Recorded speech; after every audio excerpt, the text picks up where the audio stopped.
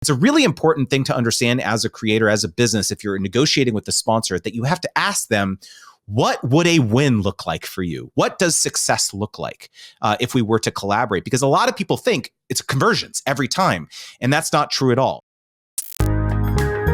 You're watching the Marketing Misfits with Norm Farrar and Kevin King. How are you? I'm good. How are you doing? Long time no see. Yeah, like less than 24 hours. This episode's coming out, I guess it's probably January right now when you're listening to this, but Norm and I just returned from a couple holiday parties in Miami. Yeah, the annual Fort Lauderdale Boat Parade, and we went to a Titan event. Which was awesome. They're both events were really good. We had a girl in a pool, in a bubble, floating in a pool, like doing all kinds of aerobatics and stuff inside this big bubble on top of the water of the pool. That was interesting. Yeah, you know what though? Like I gave Colin about $100, and he didn't get you to go in the bubble. Like it was supposed to be you. It wasn't supposed to be, that 110-pound lady. It would have been better marketing. Well, I think he figured out if he would have put me in the bubble, the damn thing would have sunk. She was about 100 pounds, and if she put me in there, all 982 pounds of me, that thing would have freaking sank to the bottom, and everybody would have been splashed, with the water splashing out of the pool. So I think I would have loved to see you in there with a cigar, rolling around. That would have been good. When it comes, there's a lot of people out there that are trying to pay for stuff now. We talked to someone at the events, or maybe it was at my table. I don't know if you were there or not, but we were talking to someone and talking about this whole. No, actually, it was you were there. We were talking about this whole influencer industry and trying to get sponsorships and people trying to get paid. Whether that's you're a creator and you're trying to get someone to sponsor your channel, or you're someone like us who has a podcast, and we have a couple sponsors that you guys hear sometimes from time to time that actually pay us a little bit of money to actually sponsor this event. And then you get sponsors for your newsletter. I get sponsors for mine. I get sponsors for the BDSS. But getting people to pay you money for something that they have no idea if they're going to get an ROI on or not can be challenging, can it? Yeah, you know what? Especially if it's a smaller community. You always hear people that, I do, 10 million, I have 10 million followers or something like that. But when you have a niche community, it even becomes tougher. It can become tougher, but also actually from my point of view, that's actually better. I'd rather spend money on a community of 1,000 engaged people than someone who's got an Instagram following of 20 million people. It's finding and explaining your community to the sponsor. And exactly. If they get it, they get it. And they're willing to pay a hell of a lot more. Yeah, I mean, just my newsletter, I don't know what you charge, but like my newsletter, $1 Billion Sellers for the Amazon community, I leverage that because people sponsor to put ads. I have 2 ads pretty much in every single issue, every Monday and Thursday, that people are paying anywhere, depending on the placement, $350 to $1,000 for. I have affiliate commissions in there. So if you click, sometimes if I feature a product, it might have an affiliate commission on it. And then I do what I call dedicated emails. And so twice a week on the non-days that I'm sending out the newsletter, so on Tuesdays and Wednesdays, I will send an email from me to my email, my list dedicated to that sponsor. And they pay $3,000 for that right now. And sometimes there's also an affiliate link on the back. And they keep coming back for more and more in that. And that's because I have a highly engaged community and they actually get results. So if you, and that's the key on sponsorships is get that repeat business. I have someone like Gatita who's sponsored every one of my BDSS events since 2019, keeps coming back and back and back. Or Quiet Light, another one that's sponsored almost everything. So that's the trick. Sometimes it's not hard to get someone to sponsor one time, but to keep them on board is challenging. Do you find that as well? Yeah, it was a bit more challenging coming up out of COVID. COVID was simple, and I could charge 2, 3, 4 times more. And then when it started to die down a bit, I found that I had to adjust my sponsorship rates. And it'll be easy when we talk to our guest today about that. But what I didn't realize because I only started my newsletter.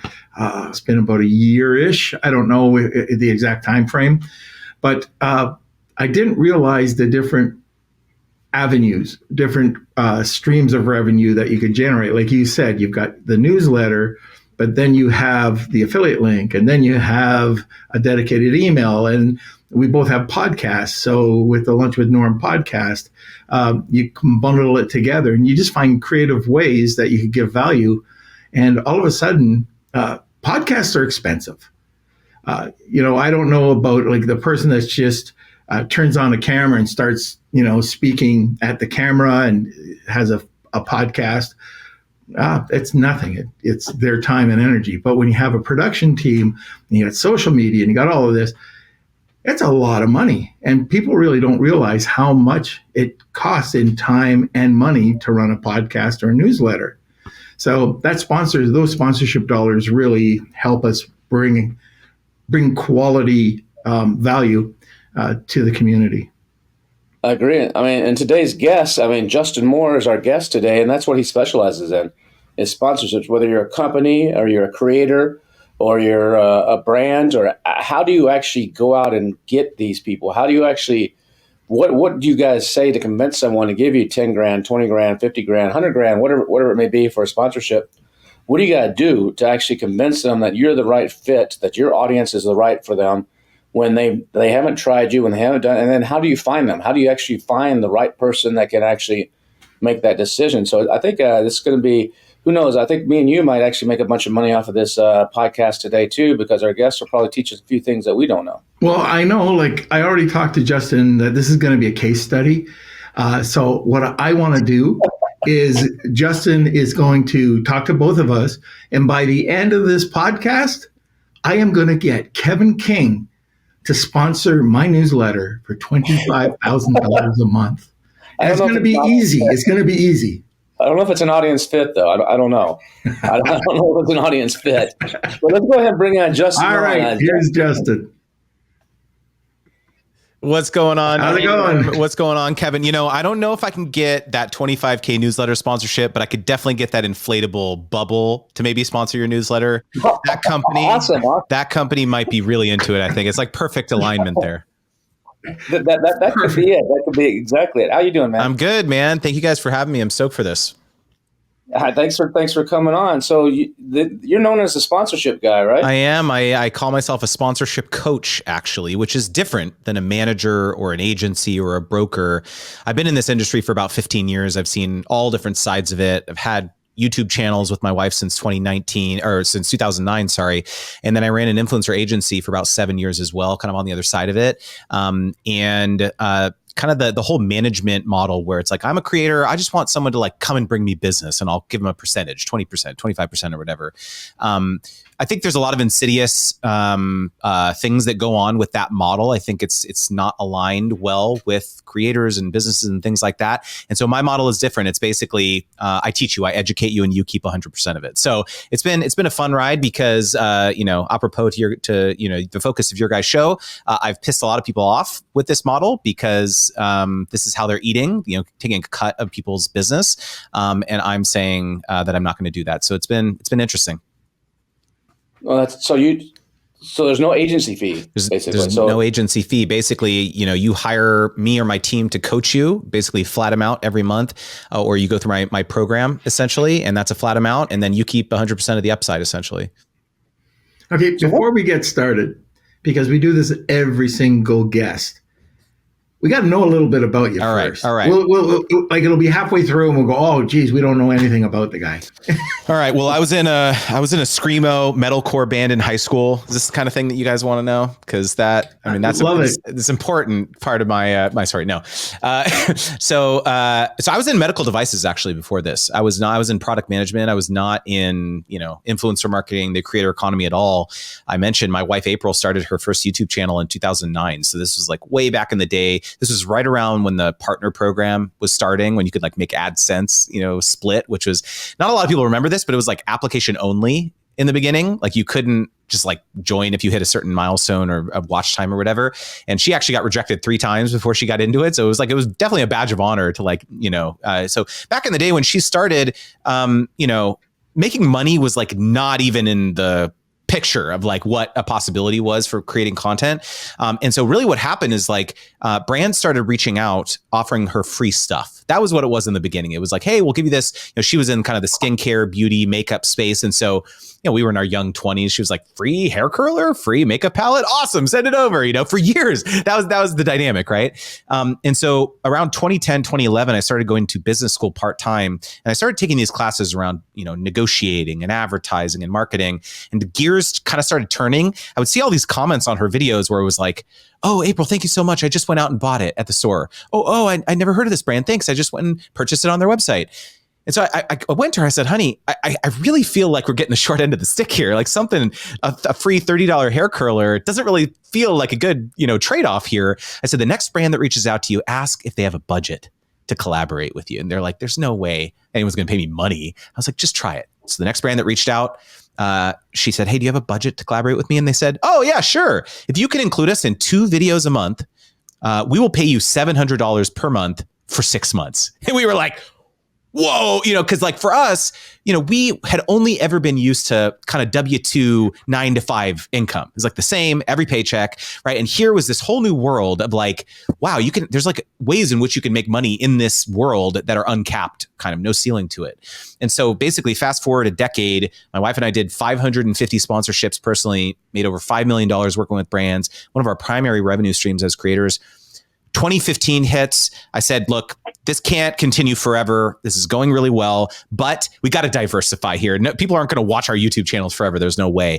And so this is when I started an influencer marketing agency to essentially get deals for other creators. And so ran that for 7 years, paid out millions of dollars to other creators. And so basically these are the 2 kind of perspectives that I bring to creator education, as I've been a creator in the trenches for many years doing deals, but also have kind of been in the boardrooms with a lot of these brands and advertisers where they're saying, hey, we don't want to just pay you, April and Justin, $5K. We want to spend $1 million now across 200 creators. Like, what's the strategy? What platforms should we be on? So it's just like a very different conversation. And so honestly, I just started making YouTube videos around like, how do you negotiate? How do you behave on a phone call with a brand?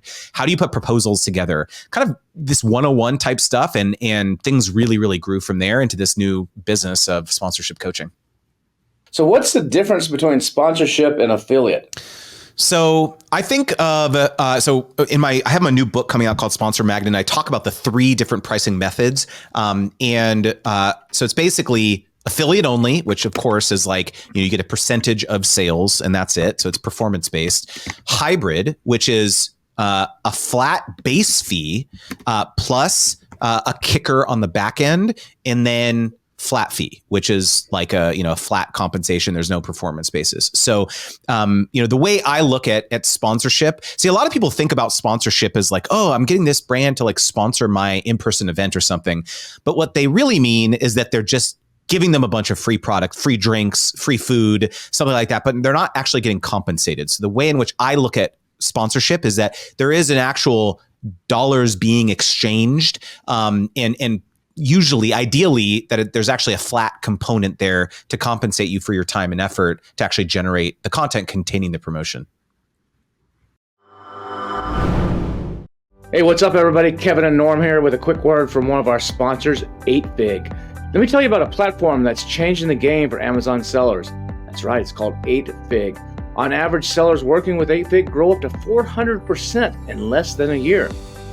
8Fig offers both funding and free tools for e-commerce growth and cash flow management. And here's how it works. 8Fig provides flexible, data-driven funding tailored to your exact needs. They can fund anywhere from up to $50,000 all the way up to $10 million. 8Fig gives you free tools to forecast demand, manage inventory, and analyze cash flow. Visit 8fig.co, that's 8fig.co, to learn more or check the link in the show notes below. Just mention Marketing Misfits and get 25% off your cost. That's 8fig.co, 8fig.co. See you on the other side. So Justin, so you've been since the early days of influencing. I mean, 2009 is that's like the infancy. That's when it was just kind of wasn't really an industry like it is now, where you have, I think there's 25 million people just in China alone that are professional influencers, as recognized by the government. And the United States is quickly approaching a huge number. Every 12-year-old wants to grow up and be an influencer now, not an astronaut or a doctor. And a lot of times they don't need to wait to grow up. They can be an influencer when they're 12. Mm-hmm. In the days, I remember the old days of like FameBit and all the old, where you go on, you pay someone a flat fee, and that was pretty much it. There wasn't this hybrid model really. Mm-hmm. And then you start seeing this hybrid model where they're like, yeah, give me $200 and I want an X percentage. And then you went to this more from influencer, that was the influencer model, to creator model, and it's all performance marketing now. So a lot of TikTok is like all commission based. Right. And there are some people that you pay a flat fee to, but a lot of them are just like, let's see who has the biggest GMV and go out there and try to hustle them to get them either working through an agency or directly to get them to promote your brand. And it's kind of changed in a way. And a lot of these old tools like FameBit have kind of gone to the side or not relevant really anymore. How have you seen it evolve? And where do you think it's at right now? And where do you think it's going? So from a payment point of view. Yeah. So I do agree. There's been a huge growth in terms of, live commerce. I think for a long time, we were looking at markets like China, who were seeing huge traction with live commerce, and, things like Amazon Live tried to get into this, and TikTok, I think, has definitely kind of cracked the nut here in terms of really incentivizing people or building the ecosystem to incentivize people to do this type of thing. However, I do think it's an important distinction, though, which is that is only one type of action that brands will care about when they want to hire a creator for a campaign, which is a conversion action, right? And so there's three main goals that a brand would have when they want to collaborate with the creator. I call it my ARC framework, ARC. So the first is actually awareness. So if you think about the largest advertisers, when they're doing very large types of campaigns like billboards and bus benches, broadcast TV advertising, it's really difficult to attribute the success of campaigns like that. And yet they're still very valuable, and brands still spend a lot of money devoting to get people to get eyeballs on. Let's say it's, they're bringing their business into a new territory. They were only available in the UK. Now they're in the US, or they've got some big new feature that they've added AI into their product and they want people to know about it. And so that's one campaign type. The second is a repurposing campaign type. So the reason that they hire a creator is to actually take the content that they generate and repurpose it in other ways. So they don't care as much about the creator publishing it on their platforms, but the brand takes it and puts it on their website, uses it for their for their social media, maybe runs paid advertising with it. And then the C in the ARC framework is, it's that conversion. It's the attributable thing. It's an app install, it's a download, a trial, something like this. It's a really important thing to understand as a creator, as a business, if you're negotiating with the sponsor, that you have to ask them, what would a win look like for you? What does success look like if we were to collaborate? Because a lot of people think it's conversions every time, and that's not true at all. If I look at my own business, and I am as niche as you can kind of get, I'm a sponsorship coach, and yet I do sponsorships because I have a newsletter of about 35,000 creators. I never thought sponsorships is going to be like play a role in my business, but I had these kind of creator economy focused companies who were coming to me saying, Justin, we are looking to market to creators. We have a SaaS tool. We have whatever event. Can you talk about us? And I would say, hey, what does success look like? And they wouldn't say, like, for an event, ticket sales. That's not what they're saying. Hey, we just want people to know that we're launching this event in 8 months or whatever. So we want to do a series of promotions. So it's just, I want to hammer home this point because I know that there's, the cultural zeitgeist is really fixated on TikTok and affiliate stuff and commissions and things like that. There's a whole other ways in which you can serve brands that don't have to do with that. I really like that idea because when you're taking a look at all these brands, you have to manage their expectations. They think that you're just out there to convert, and exactly what you just talked about with ARC. Like, we're trying to bring brand awareness, try to show them in different outlets, and not just for me, but for some clients that we work with. And a lot of people don't get it, and they just think that they're going after conversions, and that's, in my books, it's just wrong. Yeah, it's a longer term play. I mean, I think part of it's the instant gratification of the internet. People are like, if I'm going to spend 20 grand to sponsor something, I better get an ROI. I better get a ROAS on that, Yep. 1 point, a 2, a 3, a 5. And a lot of people, that's what they pitch to. But I agree with you. The awareness is more of a long term play. And a lot of, especially smaller entrepreneurs, aren't willing or unknowledgeable or don't have the money to actually do the long term play, where it's just, can you just wear my baseball hat that has your logo on it? Or can you wear my shirt and your thing? Or can you just use my product and don't even really try to sell it? Just use it, and people will notice by default. That awareness, top of funnel type of stuff. And I think I agree with you. So how does a smaller creator or a smaller brand actually shift their mindset into that when they really are robbing Peter to pay Paul to try to get something going? All right. So you have to speak their language. Just like what you said, a smaller or medium-sized brand who is used to running Facebook ads or TikTok ads, and that's what they understand. They put $1 into the black box and they get $2 out or $3 out. That's what's in their head. And so if they start engaging with a creator and they say, hey, how much do you charge, to do some content for us? And they say, okay, like how many sales can you generate from this, or can you guarantee from this collaboration? The creator goes, can't really guarantee it because that's not their specialty, or they're scared of that.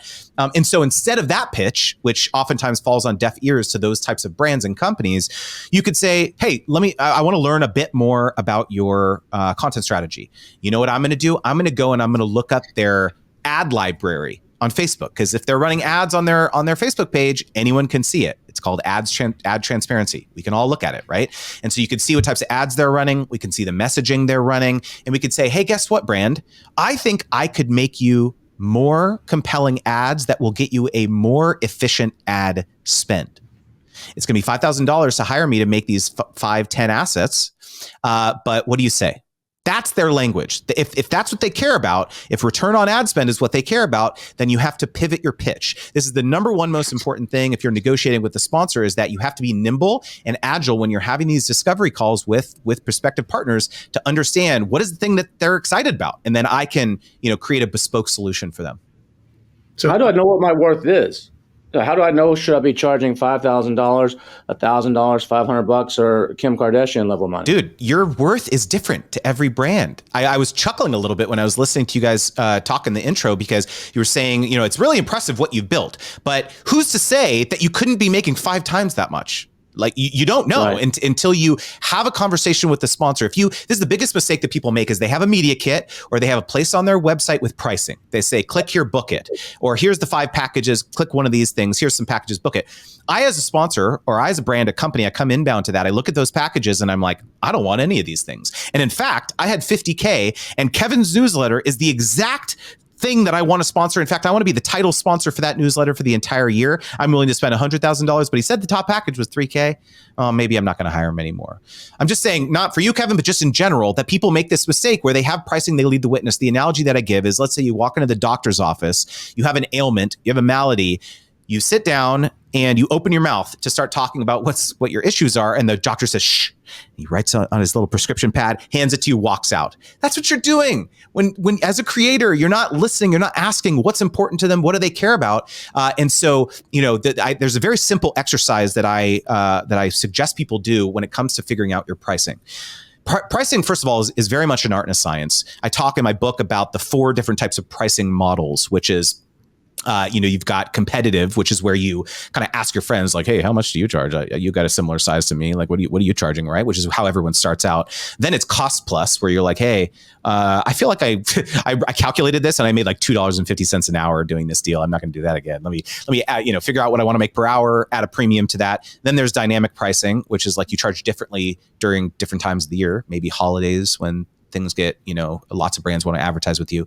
And then merit-based, which is the last one, which is really what we want to talk about here, which is like, okay, let's say you get on a discovery call with a brand, you ask a lot of these questions that we were talking about earlier, right? What are your biggest, objectives for this year? What does the market look like? Are you having supply chain issues? Are you omni-channel? Are you just direct to consumer? What types of competitors are this entrant that you're trying to fend off? You're asking all sorts of different types of questions. And then what happens at the end of those calls? The brand says, okay, Kevin, okay, Norm. So ballpark, like, what do you charge usually for like a partnership or something like that? And then a lot of creators do is that they stammer, they feel backed into a corner and they just, they stammer and they spit out 1,000, 1,500, right? And they make this mistake and then they cry later in the shower or something, right? Which is, I'm not saying I did that. But it's like, they feel like they don't know what to say in those situations. And I have a very simple script for anyone listening or watching. Next time that happens is you do something very simple. You say, hey, brand, this was a very great, there was a great conversation. Thank you so much for all this data. I would love to go back and give this some more thought. I'm going to put together a custom proposal for you. Usually what I do is I put together 3 to 4 packages of how I can bring this partnership to life. Do you have a sense of what I should set those 3 to 4 tiers at from a budget feasibility perspective? And then you shut up. This is very different than saying, what's your budget?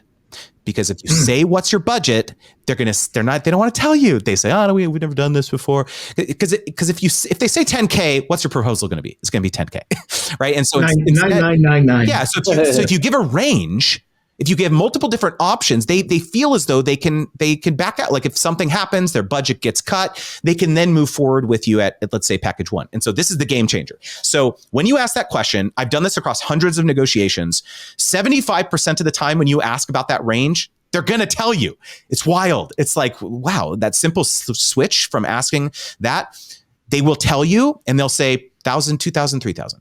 Or 5,000, 10,000, 15,000, or 100, 200, 300. Probably don't want to spend much time on that proposal, right? So they're going to tell you something. And then 25% of the time, they're going to still stonewall. They're going to say, we don't know, we've never done this before, you tell us. And so in that scenario, which is the murkiest one, you have to pick, package 1 has to be what I call your hell yeah number, meaning that when you give them all, you still give them a bunch of packages, and package 1 is going to be kind of the lowest amount. If they pick that, you say, hell yeah, let's go. I'm excited. Not, I got to do this now. I didn't want to do this. I wish they picked package 3. So again, it's an art and a science for sure, but I think this framework will help. Do you put number 1, your lowest framework, at the top? Or do you put it at the bottom or in between?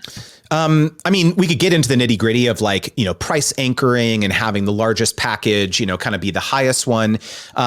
My package strategy is quite a bit different than what most people do. See, what most people do when they put a couple packages together is they just offer, the only variance between the packages is quantity. So they say, okay, package 1, you get 2 newsletter integrations. Package 3, you get 4. Package, 3, you get 6. And maybe the only incentive that a brand has to pick the top package is a price concession. So if you do more or you do a longer term partnership, you get 10% off or 20% off, which there's really no incentive. It's not a great incentive for brands to really want to pick that. They'll just come back and hire you again if they want to. They don't want to lock in that budget if they don't need to. Especially if it's not a meaningful concession.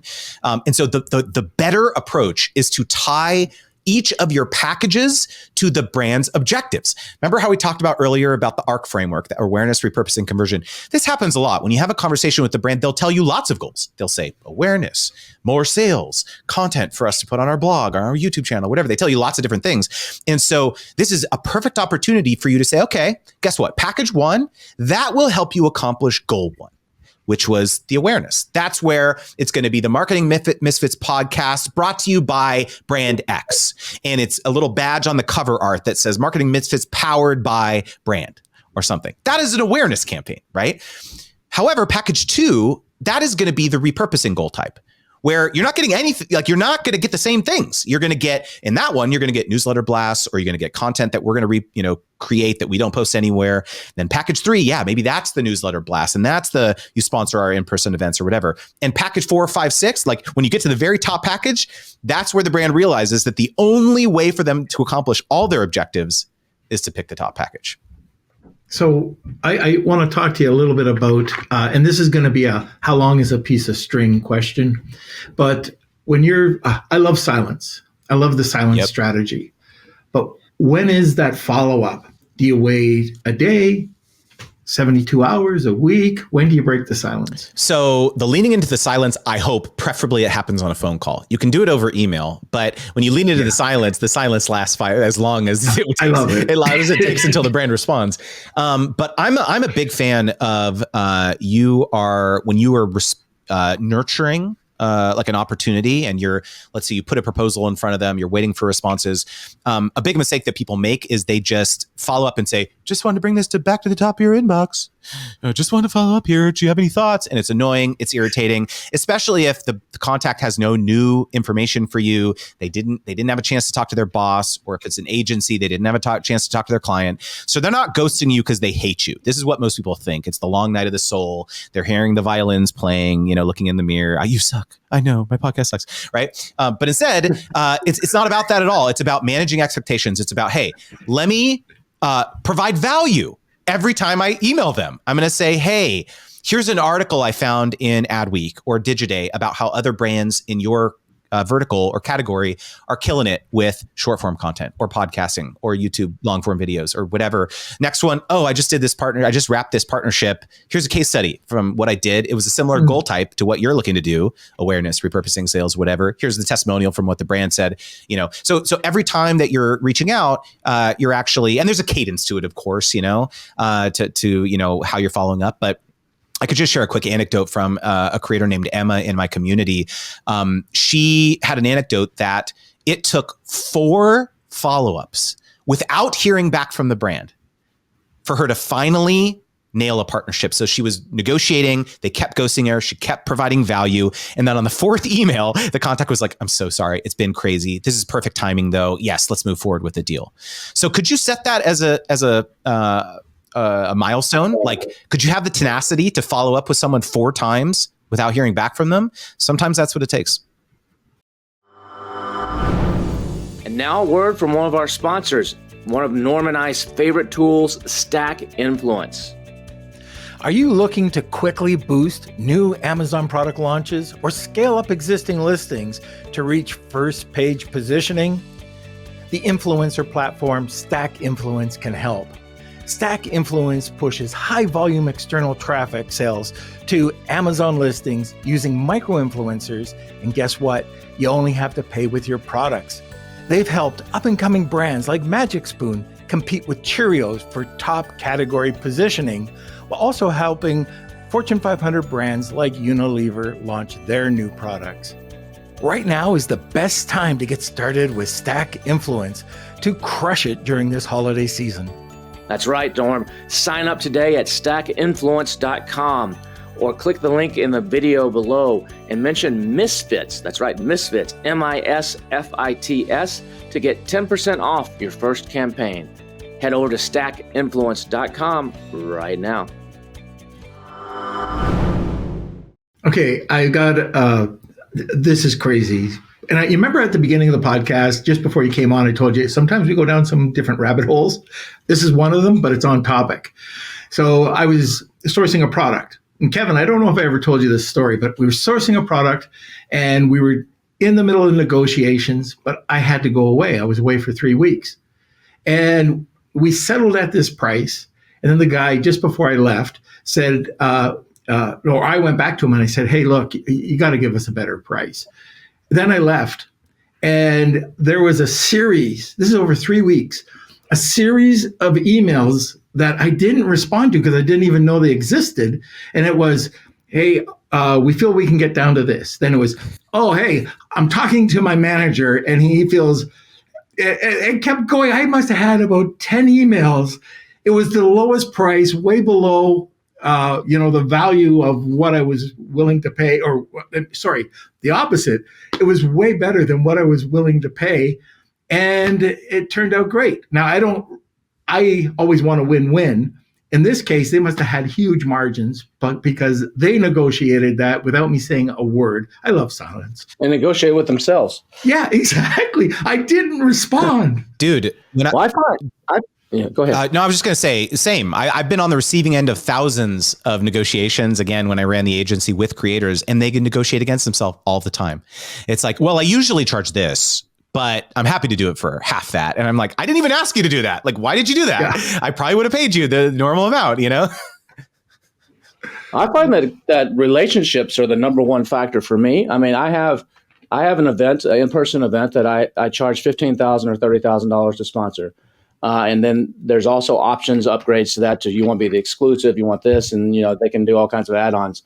But some of what you just talked about, I'm going to change a couple of things that I'm doing based on what you just outlined a few minutes ago. But let's go. Let's go. but as part of that, I find that it's the relationships. Sometimes I get the out of the blue person that email me, but it's usually because of another relationship with someone else that's had a good experience or has heard something. But a case in point on this awareness funnel is I never used to sponsor other events. I was the guy emailing or just working on relationships and making a phone call. Hey, do you want to sponsor the event? And I only take 10 sponsors, so I limit it because in our space, we don't want the events to become all the attendees are sponsors and not actually sellers. Mm-hmm. So we try to balance it. And I made the mistake one time of having way too many sponsors, and it caused issues. But I just did an event in New York a couple months ago, about 6,000 Amazon sellers. 600 Amazon sellers. And I spent about 25, 30 grand. By the time you put in the hotel, the airfare, the cost of the booth, we did a video display, and it was pushing 4 things. One of them was a couple of my in-person events. I sold 0 tickets to the in-person event at that thing, and I wasn't expecting to. It's just an awareness play. But what I did get out of it is 7 sponsorships of people that walking by, and this is like people most of them I already knew, but it's just like it's that one thing, that extra presence, that extra push is like, all right, well, sign us up. Mm-hmm. And I'm doing it again in March at another event, spending a bunch of money. And so I have to look at it from that point of view. It's like in the past, I would look at it as like, okay, I'm gonna spend 25 grand to sponsor this show. I need to sell, if my tickets, let's just say they're $5,000 each, I need to sell 5 tickets to even remotely come close to breaking even, more like 7 tickets with my cost of actually producing the event. And if I don't do that, this is a failure. But it's not. And so I think that's a mindset shift that a lot of people have to look at, from whether you're a company or a creator, is sometimes it's the long-term play, and you gotta spend a little bit of money to make some money down the road. Man, I mean, you go back to the 1930s and you look at what the movie studios, the research that they did, where, they found that it took an average of 7 times for a consumer to hear about an upcoming movie before they finally got their butts in the seats. It's called the marketing rule of 7. And I think that you see this repeatedly over and over and over. And I think, everyone thinks that people have such short attention spans and the age, the TikTokization of people and all this, but marketing is marketing. And seeing a message across multiple different channels in lots of different ways. There's just there is something to be said about seeing your favorite creator, your favorite influencer talk about a product that they authentically use and love multiple times. They're just going to be like, oh yeah, what was that brand that one, my friend talks about a lot. There absolutely is something to that. And I think we can't lose sight of that. Even though maybe, TikTok shop and all that is the latest buzzy trend.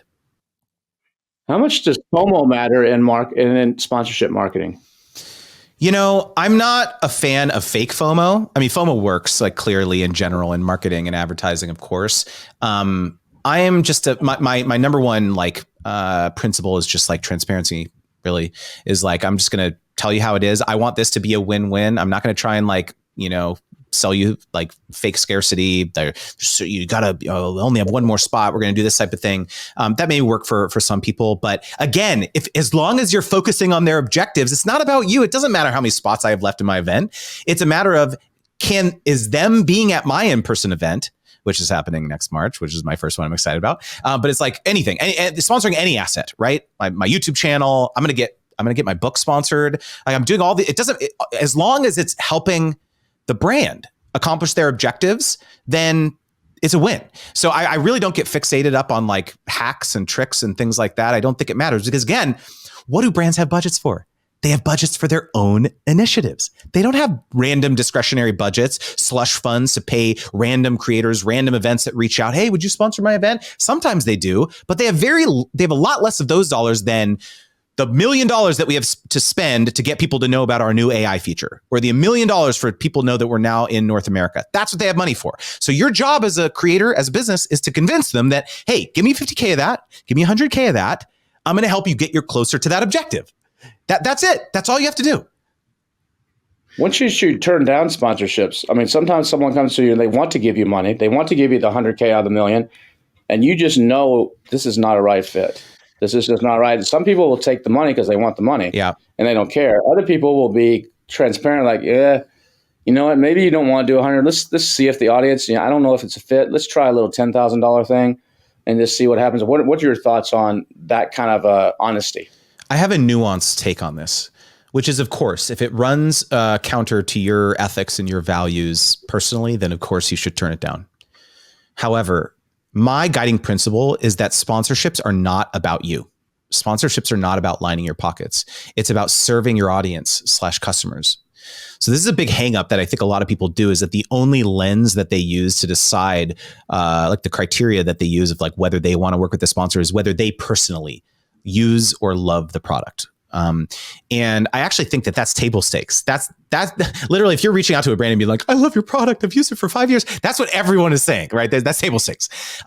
It's actually the more meaningful dialogue that you need to have is actually involving your audience in this conversation. I call it's a psychographic research study that you should be doing. So you're sending out a survey to your audience, or if you're a YouTuber, on your YouTube community tab, or Instagram on your Instagram stories, you're asking questions. You're saying, hey, I want to learn more about you. I can see the demographics, which is kind of helpful. But I want to know, like, what types of jobs do you have? Are you married? Do you have kids? What problems do you have? What's keeping you up at night? What brands and products and services are you using and loving right now? That last question is a game changer, because let's say that you get, 40% of respondents to that survey, and you said, wow, I didn't realize that I had so many mid-level companies subscribe to my newsletter. I thought it was all like small Amazon sellers, or I thought it was all whatever, but you realize that you have some medium-sized and enterprise accounts or types of people that are actually on your list. That's interesting. What problems do they have? And so you learn about this, and they're saying, oh yeah, we're having HR issues, we have employees, tax issues, or whatever, like compliance issue, whatever. It's something. You're going to learn stuff. And you might realize, like, wow, normally this is my normal content lane, but I realize, like, there's all these people who are having this one issue. Maybe I should go out there and forge a partnership with a bookkeeping software.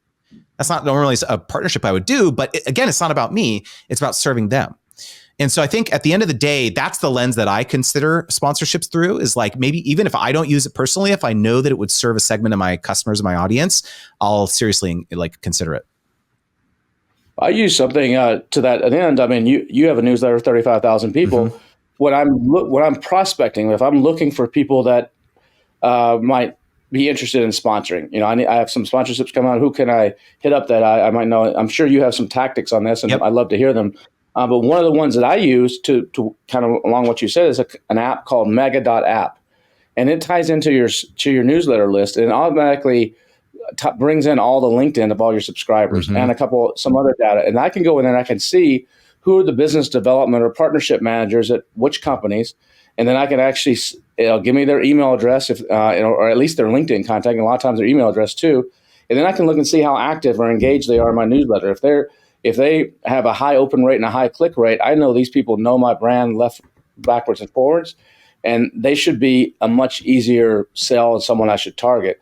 That's one way that I do it. What are some ways that you recommend people go out and actually find and actually be able to contact people that might be interested in sponsoring them on their channel or on their brand or their event or whatever it may be? Kevin, I'm so glad you brought up that tactic, because that's such a low-hanging fruit. A lot of people don't think about it. There's probably sponsors in your audience. Like, a lot of people don't think about that. And maybe you should just ask them, be like, hey, I'm looking for a sponsor for my event. Like, anyone interested? Fill out this, hit reply to this email. Like, very easy stuff that I think a lot of people are not doing. So I'm so glad you brought that up. The second thing is, this is like also kind of in my mind, kind of a no-brainer, is who is sponsoring all your friends? I call, sometimes your niche neighbors, my friend Shelly calls it, right?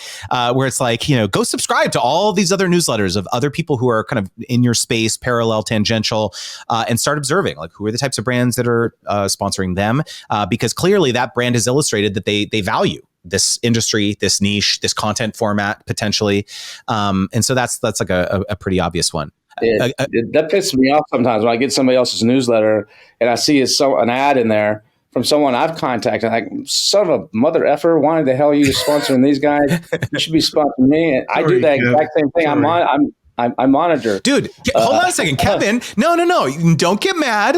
Don't cross your arms. No, I see an opportunity. That's an opportunity. Exactly. I see it. It's like, I'll go flip this because I know the newsletter. It's like, yeah, he's got this many people, but I know his open rate. I know his audience, and I've advertised in there, and I've gotten shit results. So I'm going to go to him like, look, here's 7 case studies of my people that keep coming back and back and back. I just had it happen this week. Someone ran an ad with me last week, and they're like, please, I'm begging you, let me run another one this week. It did so good. I was like, I'm out of space. Like, make a space, I'll pay you extra. And so I just did that.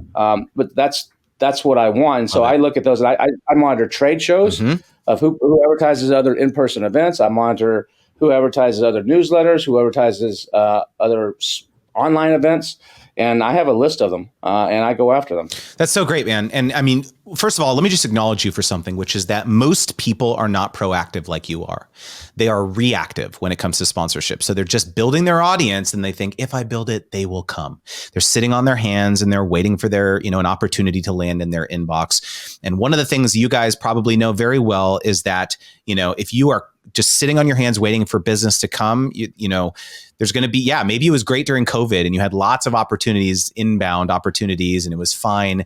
But then those start to dry up. There starts becoming a huge proliferation in the amount of creators, amounts of businesses, the supply of people that brands can hire. When that massively explodes, what happens now? And so a big part of what I preach in the book Sponsor Magnet is you have to always be supplementing your inbound deal flow with outbound prospecting.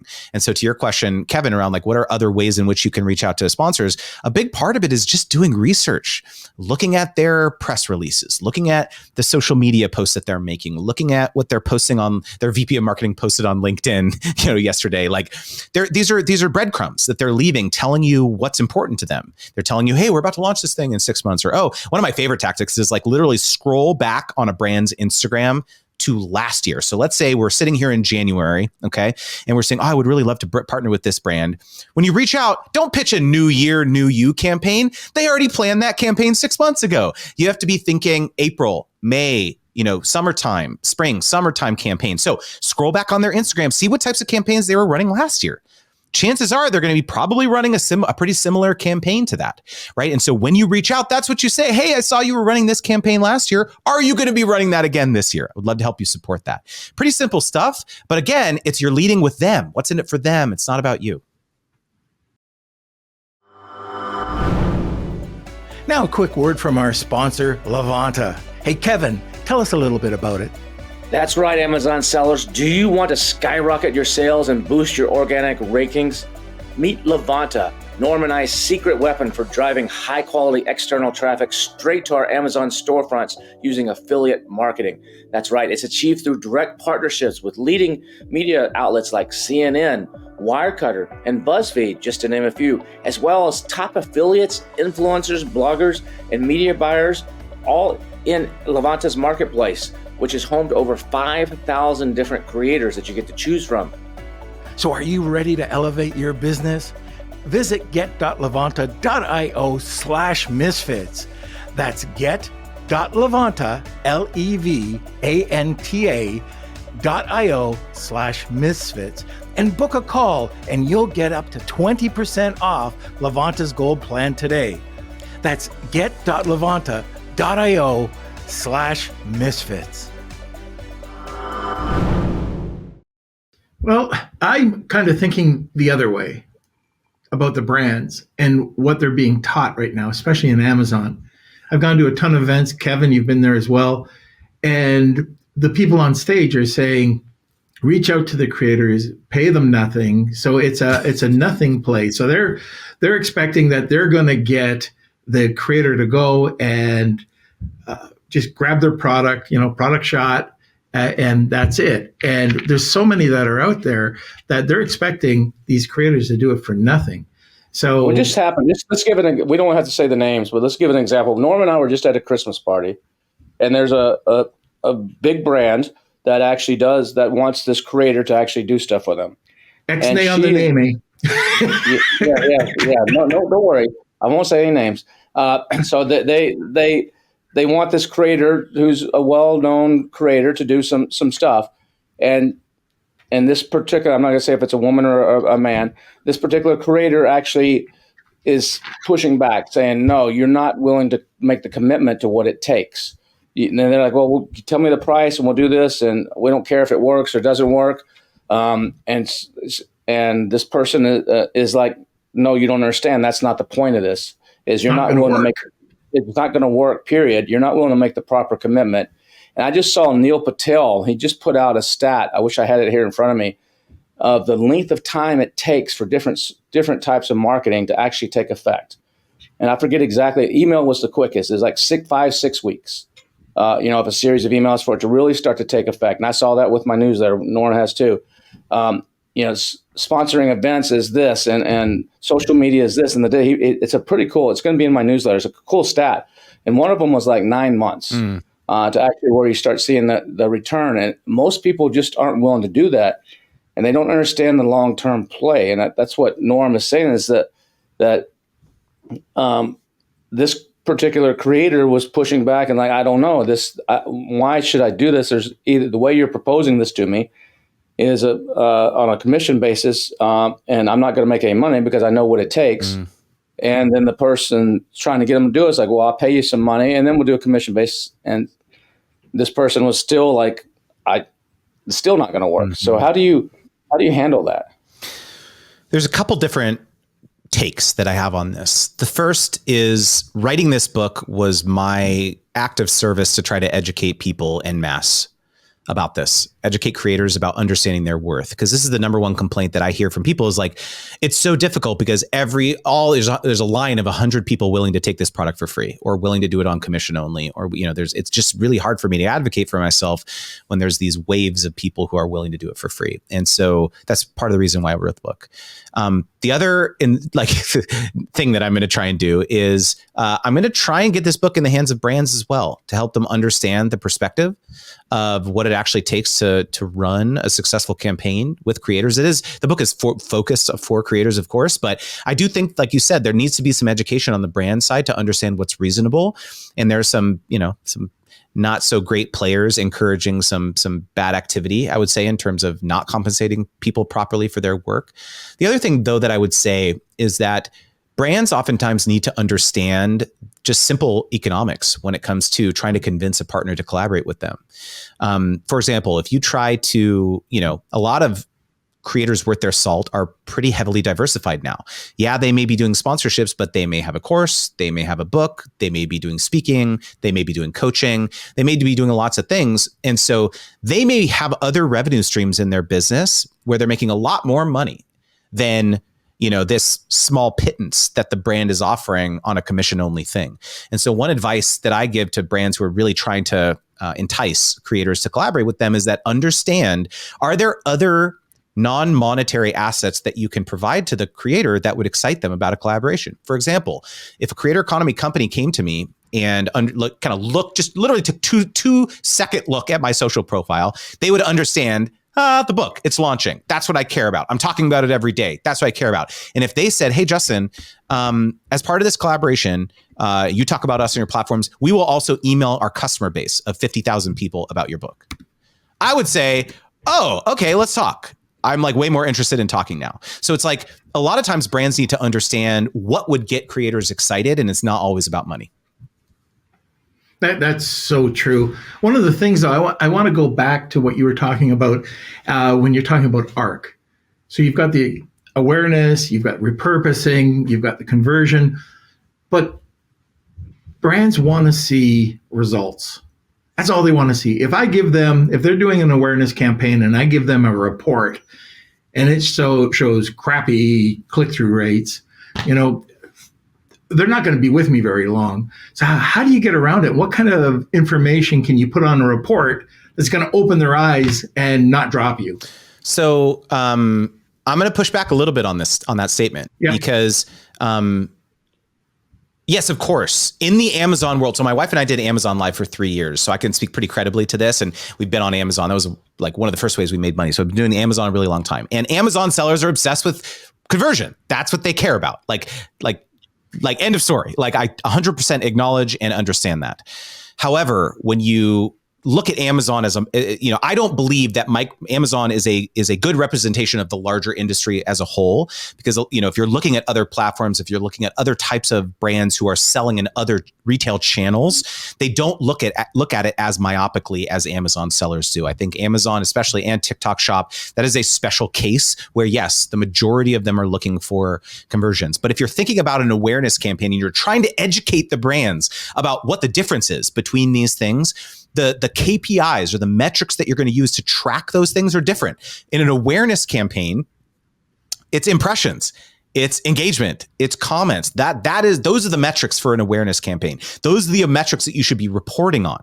With a conversion campaign, of course, it's different. It's sales, it's your click-through rate, it's those types of things. With repurposing, by the way, going back to the R, it's how many assets can you generate for us? Can you give us different cuts of the asset? One for, one by one in a vertical, this type of thing. So again, a big part of this comes down to educating the brand. And of course, some of them it's going to be falling on deaf ears. But, I actually fundamentally feel like it's a joy to get on a phone call with the brand, educate them. In fact, I could tell a quick story. Like, we did a deal with a brand of like a standard, like Instagram, YouTube type partnership.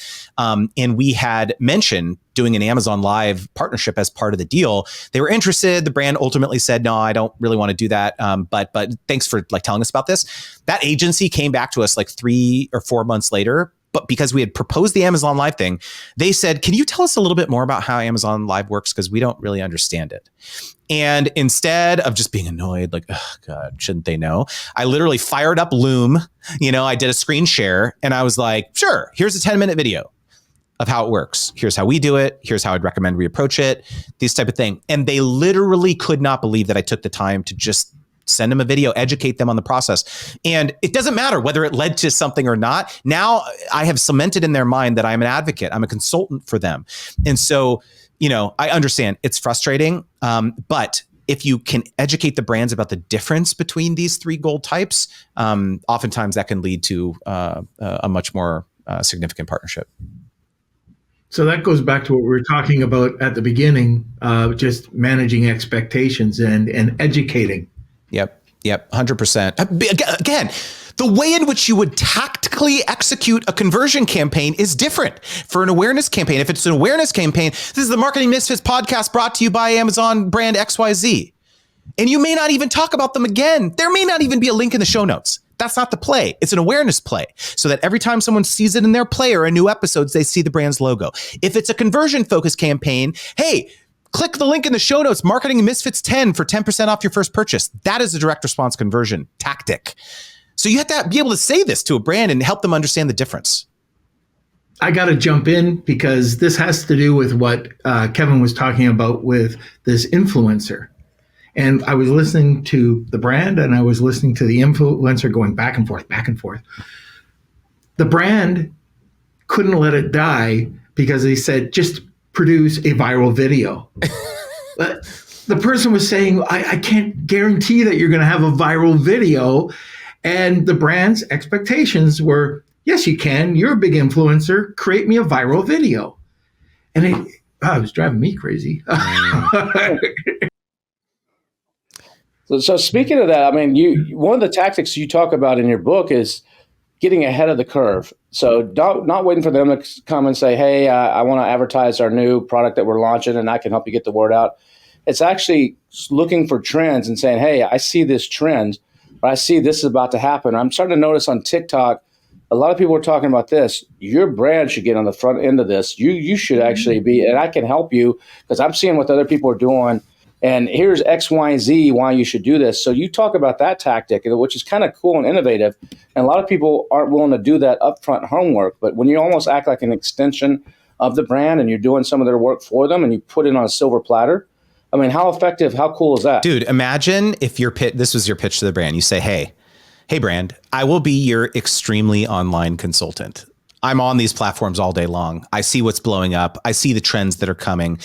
And I'm going to create a Slack room for you where the moment I see something trending, I'm going to drop in the link and I'm going to say, hey, here's the spin that I think you could do for your brand, this trending sound. Here's what you could do. And guess what? For an added fee, I'll create the freaking content for you. on autopilot. I'll do this for you. A lot of creators thinks that brands have this all figured out. A lot of them don't have the bandwidth. They may only have 1 or 2 people on their marketing team. They don't have someone who's able to spend 8 hours a day on TikTok and understand, because with trends, sometimes they're gone in 72 hours. But you think that brand would love to insert themselves into the conversation with that trend where these videos are getting millions of views? Yeah, they probably would. It's going to be $5,000 a month for me to be this extremely online consultant for you. What do you think? There's so many things that you can pitch to a brand when you understand you're not just a creator with a platform. You can serve as a consultant to these brands. What's a rabbit hole? Because we are getting close to the top of the hour.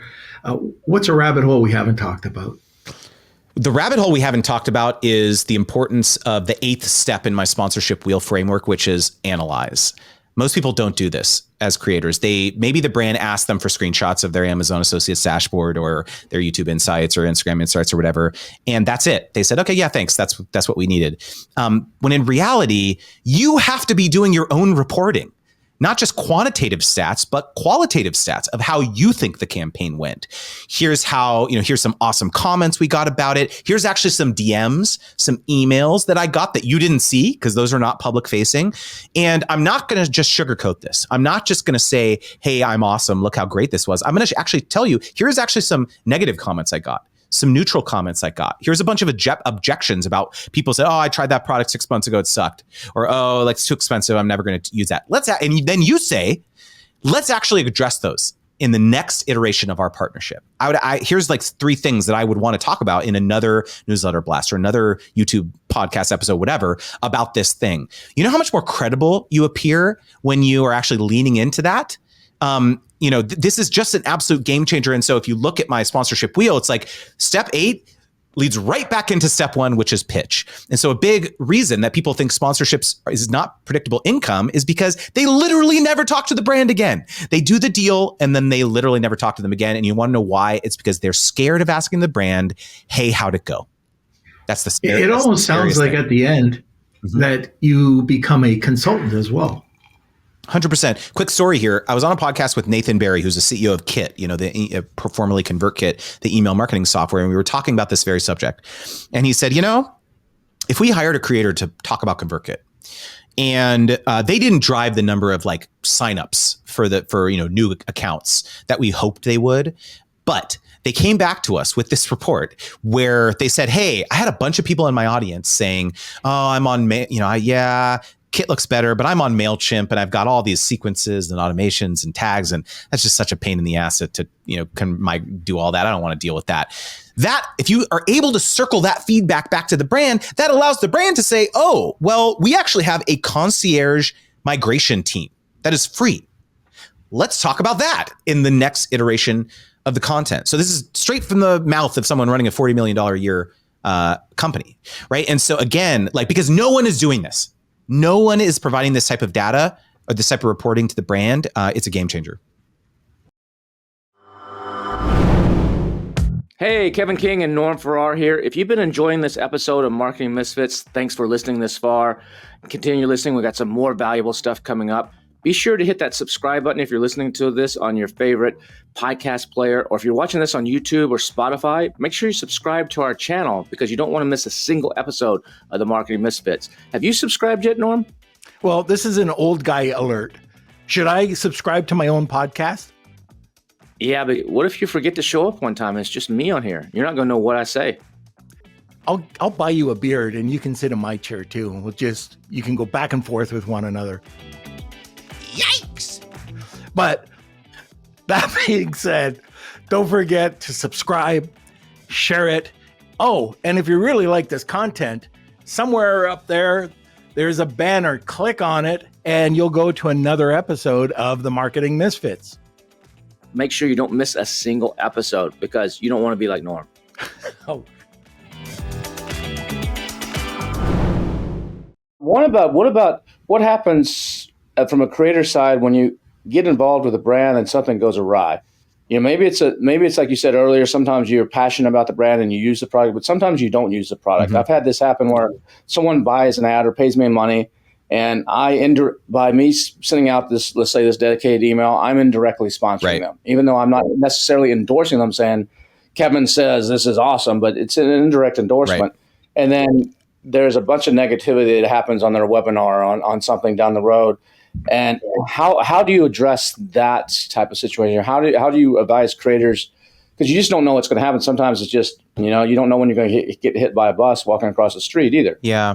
So how do you handle those kinds of things? So a big part of it is research before you actually agree to the partnership. So if it's a physical product or something, trying to actually go out there and look for reviews, testimonials, people who have posted, Reddit, Amazon reviews, saying like, does this product look legitimate? Do people have legitimate grievances about this product? That's something that you probably should be doing.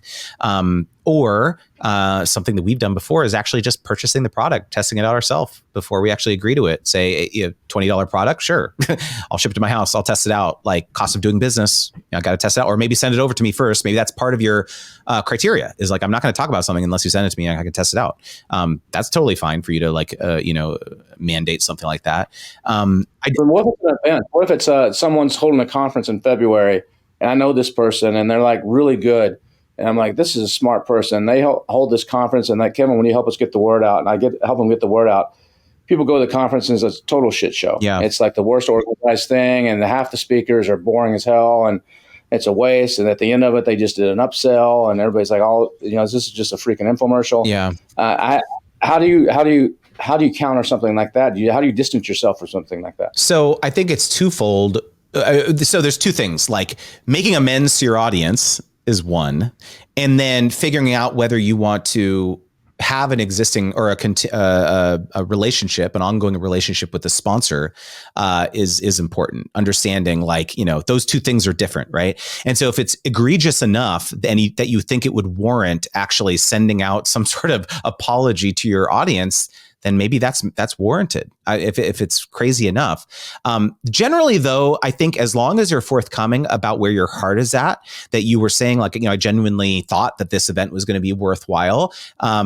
I don't think that people will fault you too much. I mean, it's tough because this happens. Like, look at the FTX scandal, right? Where you had a bunch of finance YouTubers who, you look outside looking in, it's got all these celebrity, investors, A-list VCs who had invested in it, and it turned out to be a scheme. And then these finance YouTubers get a lot of blowback. So it's tough. I understand that it happens, but trying to implement as robust of a vetting criteria as possible before you agree to an endorsement is important, I think.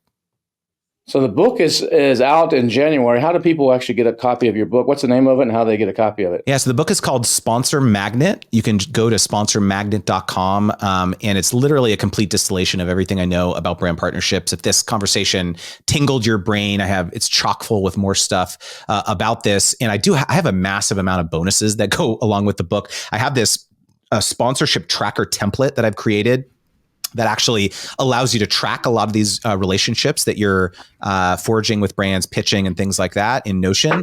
And so I've never offered this. This has only been something that's been in my course before. And so I'm offering this for free as a bonus for the book. I have a bunch of scripts of like, hey, the brand says this. What do you say in response to that? The brand says, hey, become an affiliate for us. Don't say, I'm only focusing on paid partnerships right now, which is what most people do. You say, no, hey, yes, of course, I would love to go check out your affiliate program. Out of curiosity, do your affiliates also grant you the rights to repurpose their content for paid ads? Because that's something that I specialize in. Let me know if you'd like me to send over a few investment options for what that might look like. That's what you say. You pivot the conversation. So there's 15 of scripts like that. So sponsormagnet.com. Tell me about the event you're doing in March. What's that going to be about? Yeah, so it's called Sponsor Games, and it's kind of like an anti-conference. So I thought of all the things that I hate about most conferences, the most creator-focused conferences at least. So there's no keynotes, there's no workshops, and there's no panels. I'm taking my 8-step sponsorship wheel framework and I'm turning them into 8 games that you can play to master the concepts. So the pitch game and the negotiate game. Well, you'll actually do some kind of real hands-on learning in terms of putting pitches together and negotiating, role playing, all sorts of stuff. And at the culminating event is what we're calling the sponsor tank, where the 8 finalists of the event are going to actually pitch real influencer marketing managers on brands, like a panel of judges, and someone's going to win a cash prize. So it's going to be a lot of fun. What's the name of that? It's called Sponsor Games, sponsorgames.com. It's from March 16th to the 19th in San Antonio. Awesome. All right. I think that's it for the podcast today. We always like to ask our misfits if they know a misfit. Oh, yeah. I absolutely know a misfit, and it's my good buddy, Jay Klaus, over at Creator Science. Jay is one of the most thoughtful people that I know. You know, when you have all these people out there teaching like, oh, this is how you get your video to go viral, or this is how you get more views and hack the algorithm and all this. Jay's business is built around actually deconstructing and analyzing it, kind of using the scientific method of understanding like how businesses actually work and grow.